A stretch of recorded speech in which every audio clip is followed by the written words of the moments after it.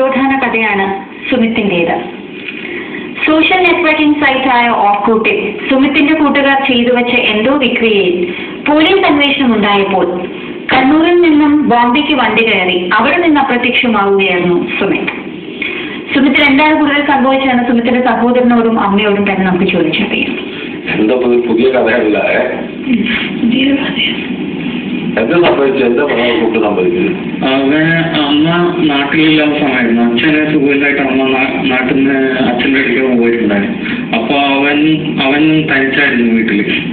അരിയത്തന്നെ അച്ഛന്റെ വീടിന്റെ ഭക്ഷണമെല്ലാം അവിടെ നിന്ന് താമസം ഞങ്ങളുടെ വീട്ടിലായിരുന്നു. ആ സമയത്ത് ഇവന്റെ ഫ്രണ്ട്സൊക്കെ വീട്ടിൽ വന്ന് 2-3 ഡേയ്സ് താമസിക്കാറുണ്ടായിരുന്നു.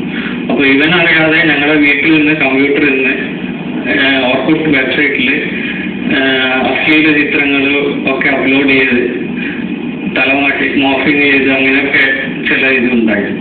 അപ്പോൾ പറഞ്ഞാൽ അത് ബന്ധപ്പെട്ട് അന്വേഷണം വന്നപ്പോ ചെയ്തത് ഞങ്ങളെ വീട്ടിൽ നിന്നാണ്. അപ്പോ കേസ് കേസൊന്നും എടുത്തില്ലായിരുന്നു. കേസൊന്നും ഇത് ചെയ്തില്ല. ഫോൺ അമ്മയുടെ പേരിലായിരുന്നു. അപ്പോൾ സ്വാഭാവിക ഇവന്റെ മേലെയായി കേസ്. പോലീസ് എന്ന് പറയുന്നത് കേസൊന്നും പ്രശ്നവുമില്ലായിരുന്നു. ഇവന്റെ ഫ്രണ്ട്സ് പേടിപ്പിച്ച് വണ്ടി കയറ്റി വിട്ടു. നിന്നെ ഇങ്ങനെ പോലീസ് അറസ്റ്റ് ചെയ്യും, പോയി കഴിഞ്ഞാൽ സൈബർ കേസാണ്.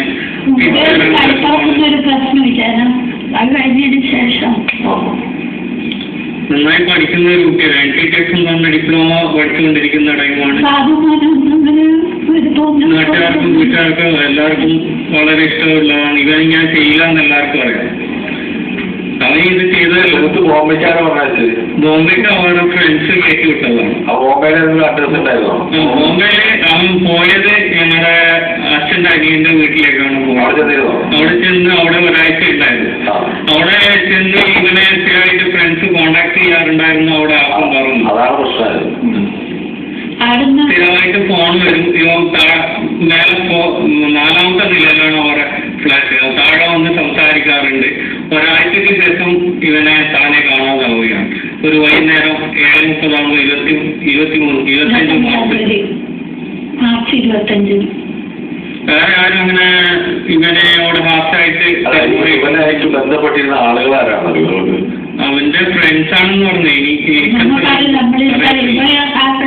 പഠിക്കുന്നതാണ് ഈ റോഡില്. ഞാൻ തമിഴ്നാട് പഠിച്ചുകൊണ്ടിരുന്ന ടൈമാണ്.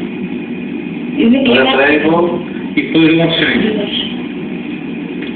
ഒരു ഫോൺ കോൾ വരെ ഇതുവരെ വിളിച്ചില്ല. 1 വർഷമായിട്ട് എവിടെയാണ് എന്താണെന്ന് ഒരു വിവരവും.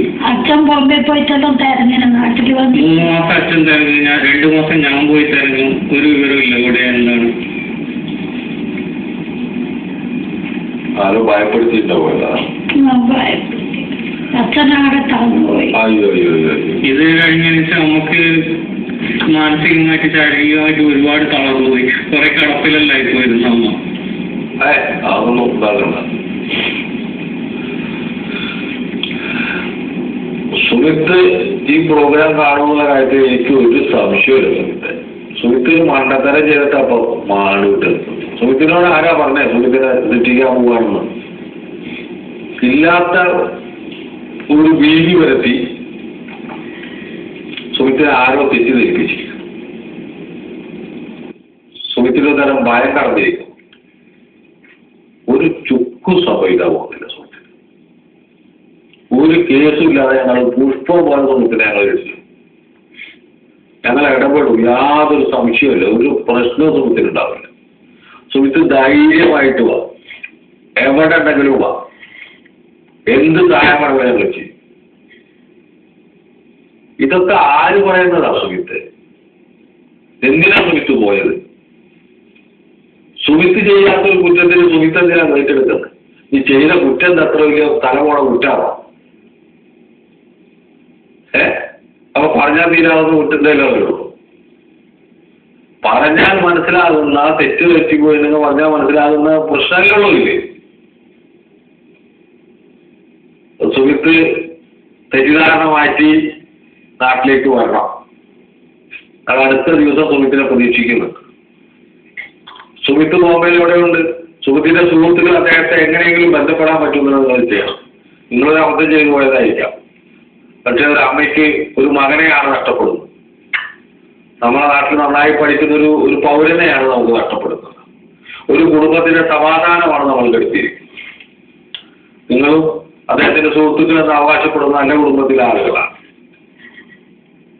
അപ്പോൾ ഇത്തരത്തില് ഒരാളെ കൊണ്ടുചെന്നാക്കിയിട്ട് നിങ്ങളുടെയും കൂടി ഒരു ഉത്തരവാദിത്തമാണ് സുമിത്തിനെ തിരിച്ചു കൊണ്ടുവരിക എന്നുള്ളത് നിങ്ങൾ മനസ്സിലാക്കേണ്ടതുണ്ട്. അതുകൊണ്ട് നിങ്ങൾക്ക് എവിടെയാണ് സുമിത്ത് എന്നറിയാവുന്നുണ്ടെങ്കിൽ തീർച്ചയായിട്ടും അദ്ദേഹത്തെ നാട്ടിലേക്ക് വരാൻ നിങ്ങൾ പ്രേരിപ്പിക്കണം.